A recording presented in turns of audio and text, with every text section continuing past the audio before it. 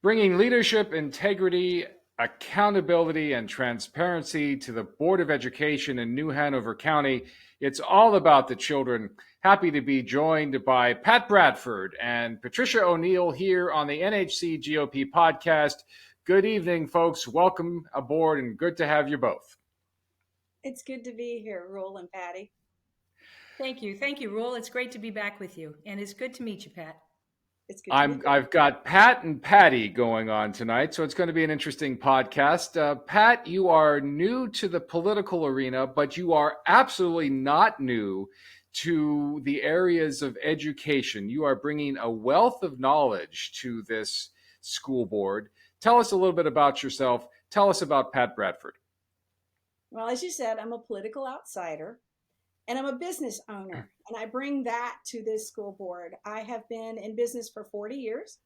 I've been in this same job for 24 years, and it's unique. I'm the owner of Wrightsville Beach Magazine, and it's unique in that, for 15 years, I also did Lumina News, which is a weekly newspaper for this community. And as such, for the last 24 years, I've been following local government to report on it.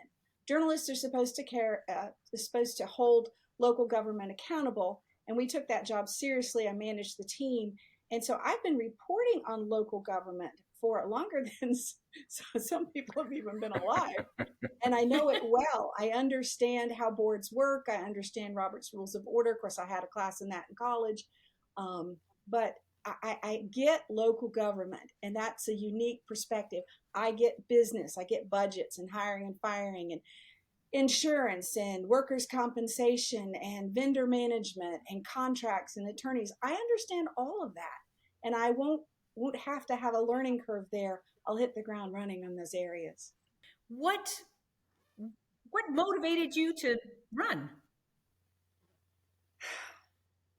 The state of our school system motivated me to run. I heard things. I heard a lot of things. And after the 2020 election, I was following what was going on with General Flynn and what he went through. Here's this decorated military hero. And he says, if you want to change what you've got, you have to get involved, and you have to do it at the local level. And so I was like, oh, no, not me, no. And then I had an opportunity to meet him, and Wow. I just am a huge fan of his. He put it all on the line. He did service for our country. He was ready to die for us, and Right. he sacrificed so much.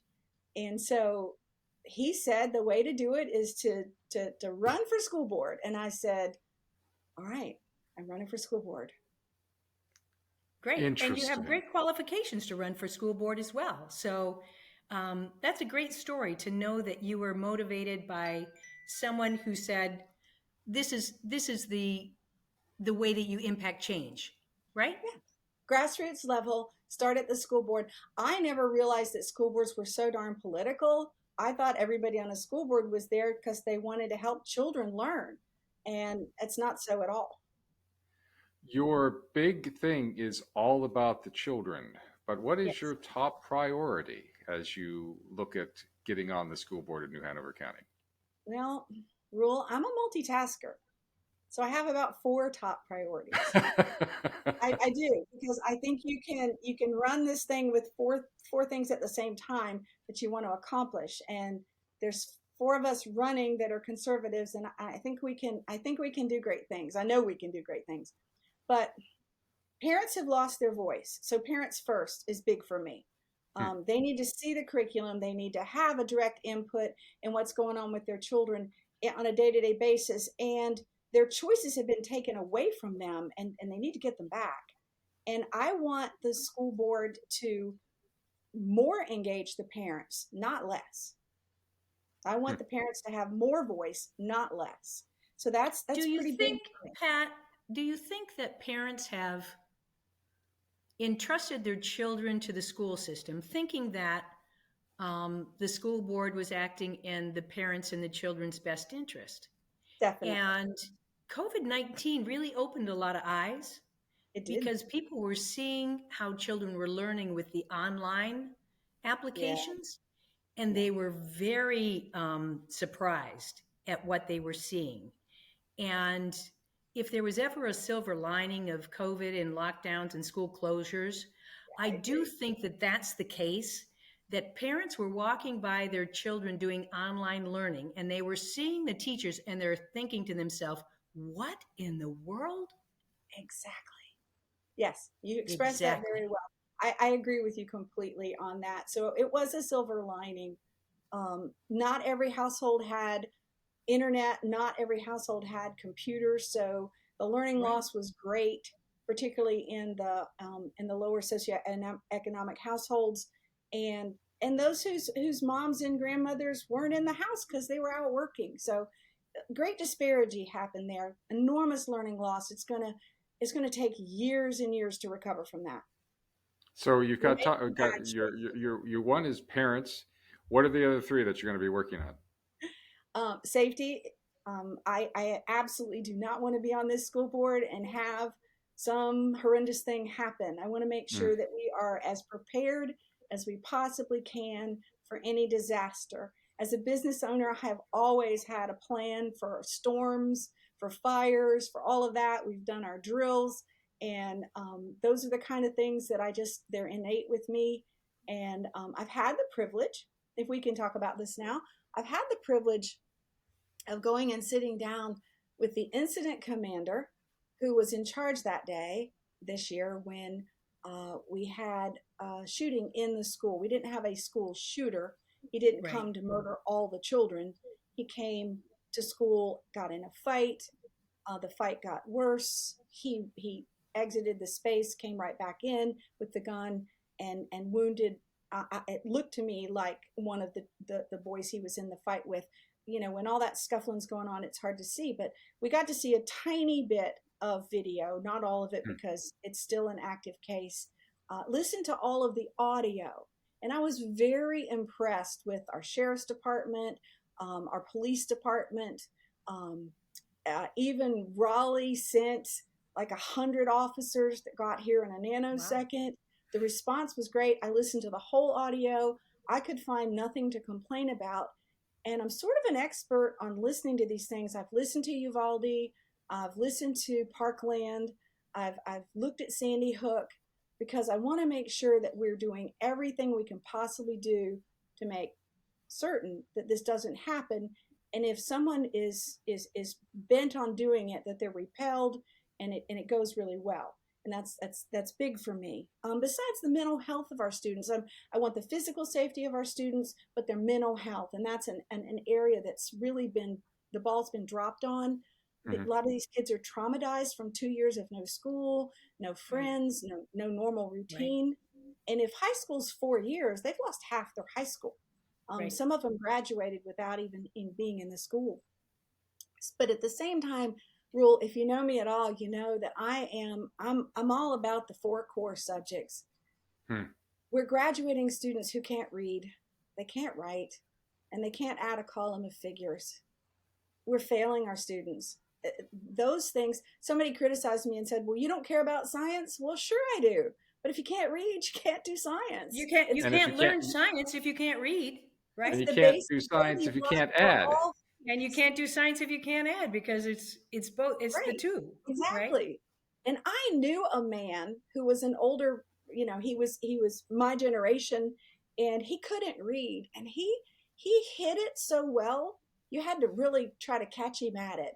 And he'd say, well, you know, anyway, he couldn't read. And he was so embarrassed, he was humiliated, his self-esteem was shot, and he was a businessman running a company. And we don't need to be doing that in New Hanover County. Our kids deserve better. Our families deserve better. So one of your goals would be to raise the level of proficiency in Efficiency, those yes, areas, in yes, reading, writing, Hmm. arithmetic, those sort of things, yeah. and to And I have want North Carolina, instead of being in the basement as it to. relates to the 52 states, New Yes, Hanover County, right, to yes, be in the top tier. And that's going to take some work because yeah, we're quite a ways down as it relates to our Yeah. scoring and our testing. It's a national problem. We're not unique. And I know That's true that. too. I'm not That's being true too. critical per se. I'm just saying it's not good enough.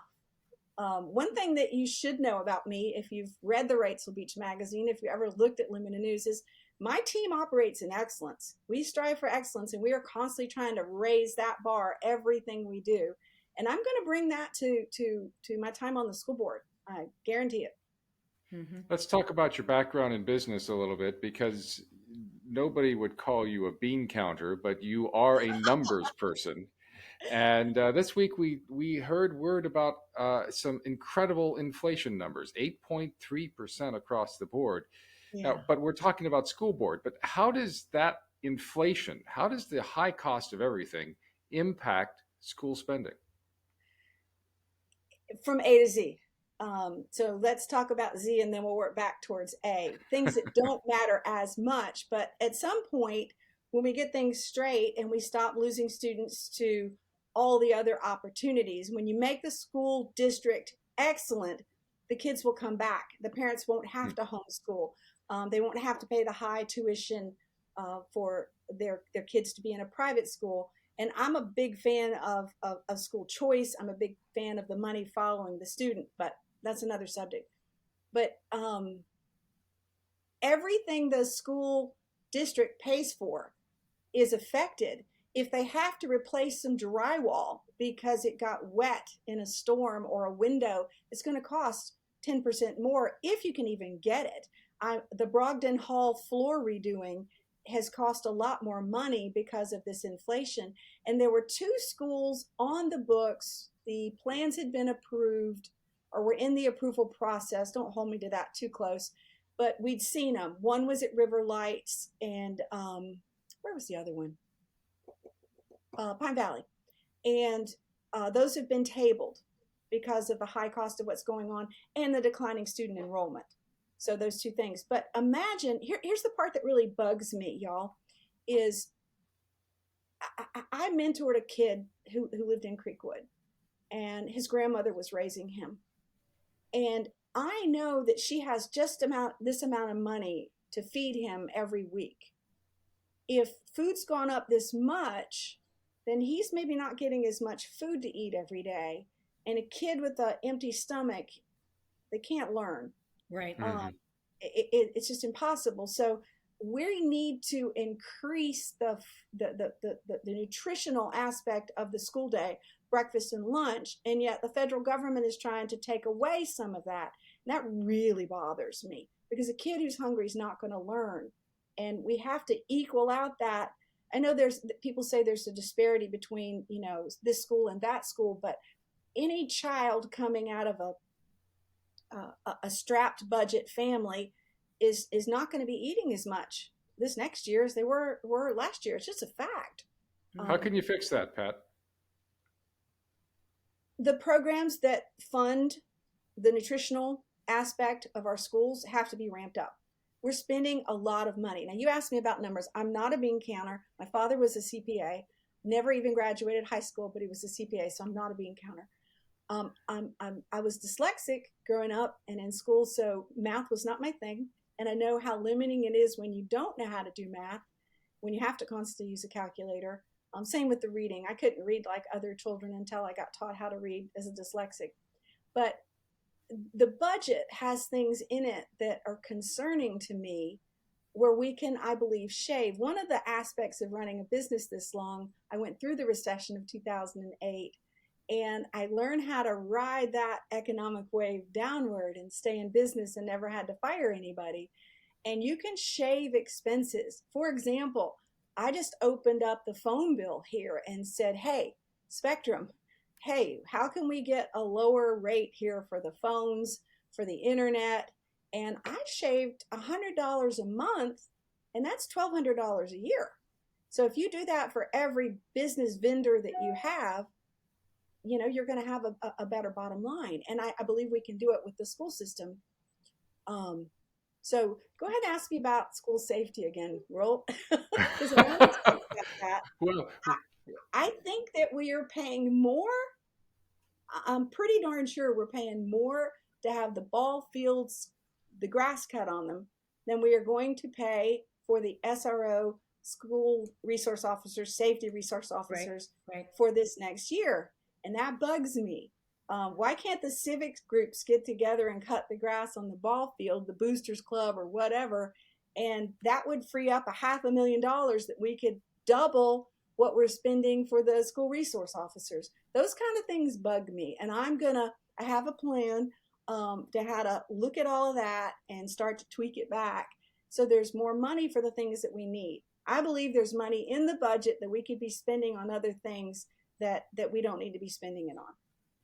Well, That's and I would without agree having, with you, Pat, on that as it relates to spending, because I was kind of going to dovetail into that as it relates to where is there wasteful spending.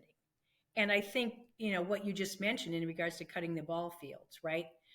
I like the idea of you being able to sit down and go through it line by line and assessing some value to each line item that we spend money on. And is well, I don't it know that I for will the be able to go benefit, through it line by line because it's about right? That that. many. A task force with 4 leaders and they each take a section. I'm not kidding. It's a bear of a document, and I've seen a lot of town budgets, and this one's not that easy to read. Okay. It's not a simple thing. Well, and do you So think that might be intentional? I don't know. I have no It's clue. kind of hard. Sometimes when there's a lots of snakes in the basket, so to speak, it's very hard to pick out a singular snake, right? And it's done intentionally to have people not move forward and try to get to the heart of the matter. And it sounds to me like you're really interested in getting to the heart of the matter and Of all of getting our money, the money that our taxpayers pay, it. to benefit the children. Yeah, absolutely. Period. But it could be, some of it could be innocuous because we had 43 phone lines at one time. We don't have that many anymore. But if you don't think, hey, wait, I got to dial that service back, we're not using that. Even the Xerox copy machine that we have, we're not running nearly as many copies because our people work remotely. So I can cut that bill in half. It's just a matter of thinking about it. And if you've been in business as long as the school district has, there's no telling where there's some waste there that There's they some just waste. don't realize. Yeah, Mhm. sure. So Wrapping things up here with Pat Bradford for school board here in New Hanover County. I call it Board of Real, Education. well, Because Board of that's Education, the school official board, title. however you want to call it. That's what will be on the ballot. Board of Education. How can people get in touch with you? Oh, that's easy. My phone number is on everything. Um, I'm not afraid of people having my phone number. I have worked for years and years with poor, homeless. Even this last couple of years, I did a little bit of work with women, some of them who've been sex trafficked. And the thought is, no, you don't put your phone number out there. They'll abuse it. It happens every now and then, but it's very rare. And I love for people to contact me. So my phone number's out there. My email's address is out there. I'm on Facebook. I'm on Instagram. I have a Twitter account, but don't look at that because it's kind of sad. But my website, I'm not. Social media is not really my thing. I'm a working person. I'm also a mom and a grandmother and a mentor to kids. And those things really play into all of this. My great grandson was just born, and I thought, oh, what a world you're facing, little one. I got to do my part. But my website is electpatbradford.com. Pretty simple, and you can find me if you want to talk to me. And I want to talk to people. That's how I make up my mind on decisions. I take in all this information, then I filter it, and I see the value in everything people tell me, and then I make a decision. That's always been my decision making process. Rule, one more thing I really want to say. I have heard that Congressman Ted Budd would like to make it easier for the military that are retired, the veterans, to get into the schools and work. And I just love that idea. One of the problems in our school system right now is so many children are fatherless. They don't have Mm. positive role models. And my son's a first responder. He's a great dad. His father was a first responder. My daughter-in-law is a first responder. And they bring a certain level of professionalism and training that it would make a great role model in the school. And we need more men volunteering in our schools. So I am all for that. I can't wait to talk to him about it. So I'm really excited about that. I just heard about it and gave me hope. I think that's a great idea. That's a great idea. Pat Bradford is one of 4 Republicans that we need to get on the school board. 4 Seven that we seat need to board, get we on need there. all 4 of us to have the majority to make a difference. Other than 4 for that, So 4. you'll be mad All that I can't 4. get anything done. Yeah, all 4. All 4. all 4. Pat Bradford, thank you again for joining us today. You're welcome. It's been fun. Thank you.